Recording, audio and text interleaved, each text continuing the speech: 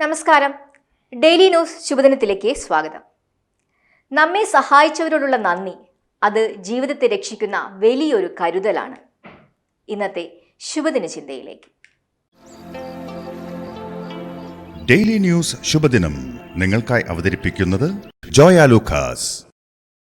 പൊന്നണിഞ്ഞ പ്രഭാതത്തിന്റെ അലകളിൽ നിറയുന്ന പുഞ്ചിരികൾ. അതെ, ഇന്ന് ആഘോഷമാണ്. ജോയ ലൂക്കാസ്, ഓരോ ആഘോഷത്തിന്റെയും ആത്മാവ്. കാടിനരികിലാണ് ആട് താമസിച്ചിരുന്നത്. പകൽ മുഴുവൻ കിട്ടുന്ന ഇലകളൊക്കെ ഭക്ഷിച്ച് ആട് മേഞ്ഞു നടക്കും. ഒരു ദിവസം വേട്ടക്കാരൻ തന്നെ ഉന്നം വെക്കുന്നത് കണ്ട് ആട് അടുത്തുള്ള ഒരു കുറ്റിക്കാട്ടിലേക്ക് ഓടിക്കയറി. ആടിനെ കുറെ നേരം നോക്കിയിട്ടും കാണാതെ വേട്ടക്കാരൻ തിരികെ പോയി. വേട്ടക്കാരൻ പോയി കഴിഞ്ഞെന്ന് സമാധാനിച്ചു നോക്കുമ്പോഴാണ് താൻ നിൽക്കുന്നത് ഒരു മുന്തിരിവള്ളി പടർപ്പിലാണെന്ന് ആട് മനസ്സിലാക്കുന്നത്. ഒട്ടും മടിക്കാതെ ആട് തളിരിലകൾ ഒന്നൊന്നായി കഴിക്കാൻ തുടങ്ങി. അപ്പോൾ മുന്തിരിവള്ളി ചോദിച്ചു, സുഹൃത്തെ, നിന്നെ ഞങ്ങളിപ്പോൾ രക്ഷിച്ചതല്ലേ? അപ്പോൾ ഞങ്ങളിങ്ങനെ ഉപദ്രവിക്കുന്നത് ശരിയാണോ?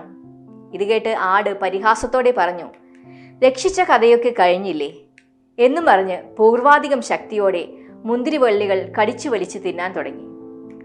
വള്ളിപ്പടർപ്പുകൾ ഒന്നാകെ ഉലയുന്നത് കണ്ട് വേടൻ തിരിച്ചെത്തി. അപ്പോൾ തന്നെ ഉന്നം വെച്ച് ആടിനെ അമ്പെയ്തു. ഉപകാരം ചെയ്യുന്നവരെ ഉപദ്രവിക്കുന്നത് ഒരിക്കലും ശരിയല്ല. ധിക്കാരവും അഹങ്കാരവും സ്വാർത്ഥതയും ഒക്കെയാണ് അത്തരക്കാരെ ഭരിക്കുന്നത്. അഹന്തയും നന്ദികേടും സ്വയം നാശത്തിന് വഴിയൊരുക്കുമെന്ന് നമുക്ക് ഇടയ്ക്കൊക്കെ ഓർക്കാം. ശുഭദിനം. ഡെയിലി ന്യൂസ് ശുഭദിനം നിങ്ങൾക്കായി അവതരിപ്പിക്കുന്നത് ജോയ ലൂക്കാസ്.